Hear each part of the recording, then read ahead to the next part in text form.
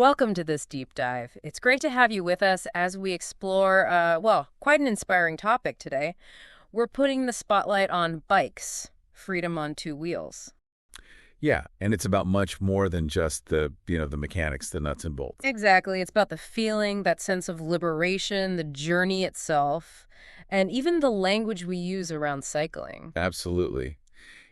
We often see a bicycle as just a simple machine, right? hmm But it can unlock so much. Think about personal growth, confidence. For sure. And how we navigate our cities, connect with people. Hmm.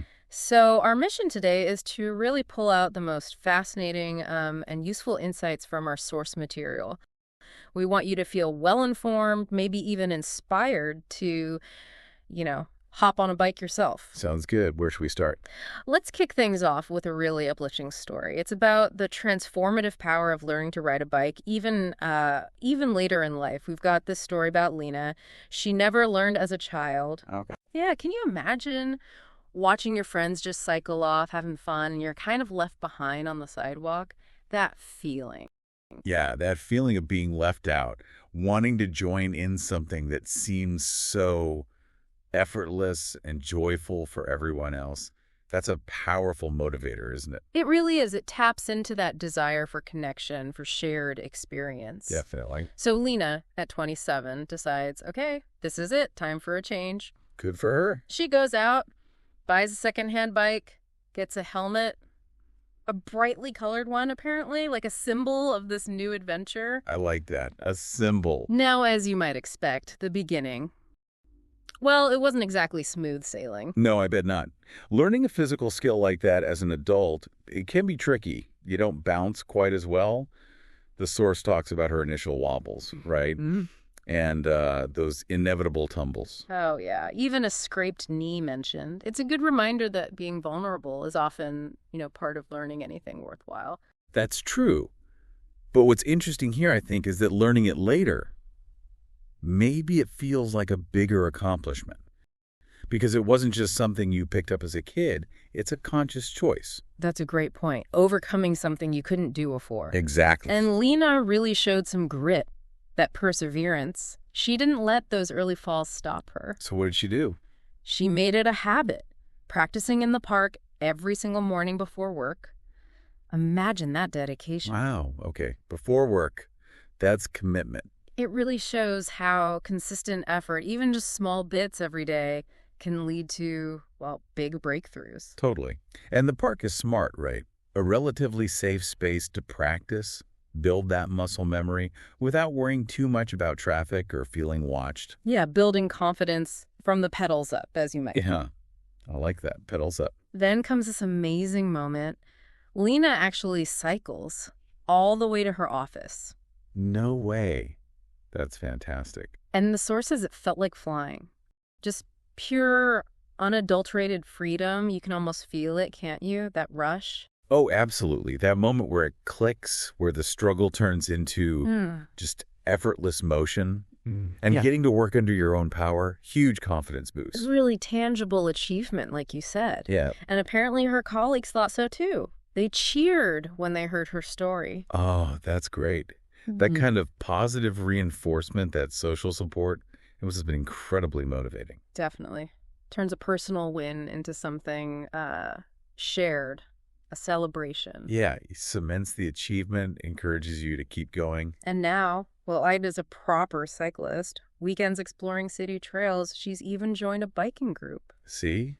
It just opens up this whole new world. Not just exercise, but social connection, adventure. It really does.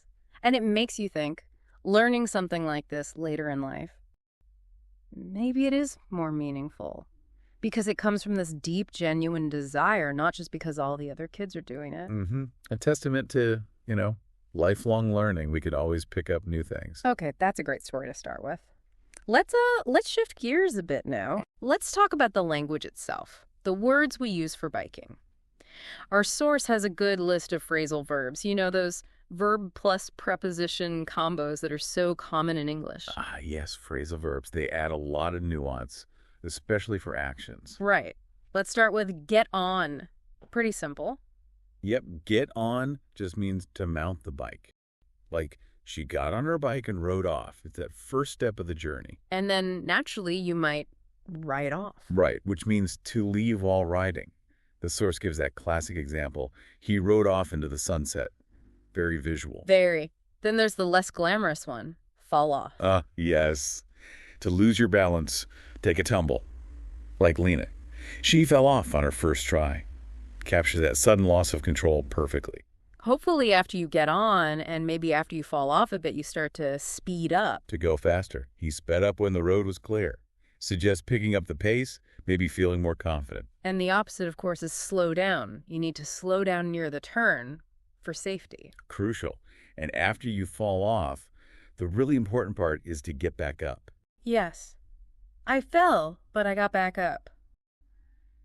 That speaks volumes about resilience, doesn't it? Just like Lena. Absolutely. Key part of learning anything, really. Then there's takeoff, like the bike took off smoothly, starting to move from a stop. Right, implies starting the movement, often with ease once you've got the hang of it. And if you need a quick break, you pull over. Yeah, stop at the side of the road, maybe to tie his shoes or check directions. A temporary stop. If you're riding with someone, you might worry about pace. Can you keep up with me? Meaning, can you maintain my speed? A common question among cycling buddies. And finally, before a big ride, it's smart to warm up. Prepare your body.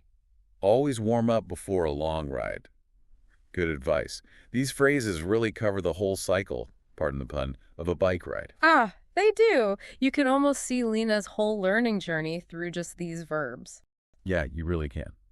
Okay, moving on from phrasal verbs, our source also highlights some important collocations. You know, words that just naturally go together in English when talking about this topic. Right, word pairings. Like bike lane. Exactly. A designated path for bikes. Super important for urban cycling. Which is just biking in cities, right, as transport.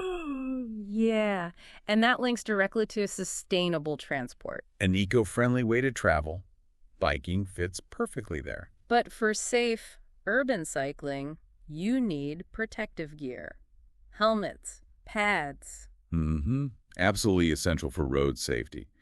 Whether you're commuting or out on a fun two-wheeled adventure. I like that phrase, two-wheeled adventure. Sounds fun. It does. And any adventure like that relies on good old pedal power. The effort you put in, which can be really tested if you hit a steep hill. Oh, yeah. Definitely test the pedal power. And in lots of cities now, you have the bike sharing system. Right, those public rental bikes. Makes cycling more accessible, encourages that sustainable transport, and hopefully makes people more aware of general road safety. These collocations, they really help build a bigger picture, don't they? It's not just about you and the bike. Exactly. It connects cycling to infrastructure like bike lanes, to safety rules, environmental ideas, the whole ecosystem around it. Okay, so we have the verbs, the collocations, but what about common mistakes? Especially for language learners. Our source points out a few typical slip-ups. Yes. Good to cover these. Like messing up past tenses. Instead of, I rode a bike yesterday. It should be, I rode a bike yesterday. Rode is irregular. Yep. And same with fall. Not, he falled off his bike. But he fell off his bike. Another irregular one. They catch people out. They do. Another one is adverbs. Sometimes people might say, I am writing fastly. When it should just be, I am writing fast. Fast works as both an adjective and an adverb here. Tricky. And subject-verb agreement. Like, she wear a helmet always. Needs to be, she always wears a helmet. Yeah. Third person singulars and the present tense. And the adverb placement matters too. Right. Articles are another one. Saying bike is more safe than car. You need the article, especially in comparisons. A bike is safer than a car. Or bikes are safer than cars, depending. And safer, the comparative form. Good point. Prepositions, too. You don't go by foot and bike. It's on foot or by bike. Those little words matter. They really do. And traveling home. You wouldn't usually say, I took the bike to my home. More natural is, I rode the bike home. Okay. And the past of speed up, not speeded up. It's sped up. He sped up quickly. Irregular again. Seems like irregular verbs are a theme. Am buying a bike? Remember the article? Not, I bought a new bicycle last week. but I bought a new bicycle last week. Need that A. And finally, using didn't for the negative past. People might say, she didn't learn to ride. But after didn't, the verb goes back to its base form. She didn't learn to ride. That's quite a list. Yeah. But knowing these common pitfalls is really helpful. Definitely helps build confidence, knowing what to watch out for. Right. Understanding why it's wrong helps you remember the right way. So, okay, we know the words, we know the common errors. How can we talk about biking effectively? Our source offers some strategies. Yeah, simple but useful stuff, like using comparisons. Right. Biking is cheaper and cleaner than driving. Simple comparison makes a clear point. Another good one is talking about emotions. Think back to Lena. It felt like I was flying. That conveys so much more than just saying it was fun. Sharing feelings really connects. It does. Makes it more engaging. And also describing specific situations, like I was riding in the rain and didn't stop. Yeah, that little detail makes the story more vivid, more real. It paints a picture. So using comparisons, sharing emotions, describing situations, these help you express yourself better and connect with whoever you're talking to about cycling. Definitely worth thinking about how you could use those yourself. One last point from our source is about mindset, which honestly applies to learning almost anything, not just biking or language. True. What does it say?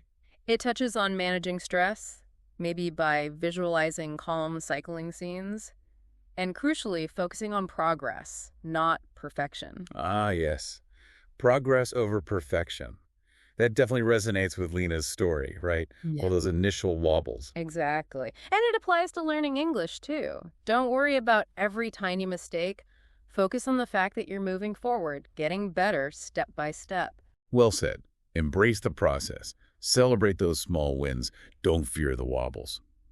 Okay, so as we wrap up this deep dive on bikes, freedom on two wheels, what have we seen? Well, a bicycle is clearly more than just transport. Yeah, it's a symbol. Freedom, growth, and it comes with its own whole world of language and experiences. Definitely. And now, for you listening, we've got a few little challenges, a way to actively use what we've talked about. Okay, challenge number 1. Can you try to use the phrases fall off, get back up, and bike lane in a short story? Could be real or made up. Good one. Challenge number 2. Compare biking to driving, using at least 3 of those collocations we discussed, like urban cycling or sustainable transport or road safety. And finally, challenge 3. Describe a biking experience you've had or one you imagine using at least 3 of the phrasal verbs we went through. Maybe speed up, pull over, keep up. Great challenges. Give them a go. Because bikes really do take you far. Not just, actual distance, but in personal growth, in connecting with the world. So ride confidently in English and in life. Real put. And one final thought to leave you with. Think about a time in your own life, could be anything, where learning something new felt challenging at first. Maybe you stumbled a bit, but eventually it brought you this amazing sense of freedom or accomplishment. How does that experience compare to Lena's story? We genuinely love to hear your reflections on that. Share your thoughts. Yeah, we'd love to read them. Thank you so much for joining us for this deep dive. Thank you. Goodbye for now, and happy writing.